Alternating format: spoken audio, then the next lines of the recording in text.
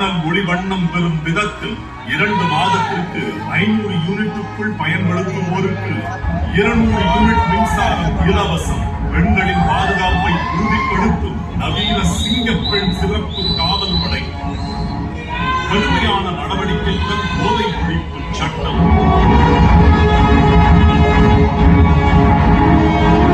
உங்களுடைய ஆட்சி.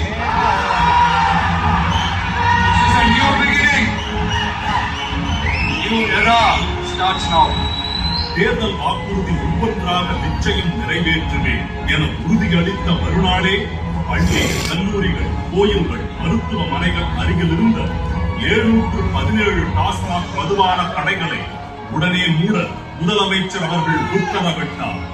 சொல் வேகத்தை முந்திடும் செயல் வேகம் கொண்ட நம் முதலமைச்சரின் முயற்சிகளால் புத்தொளி வீசும் புதிய தமிழ்நாடு புதிய வரலாறு எழுதிடும்.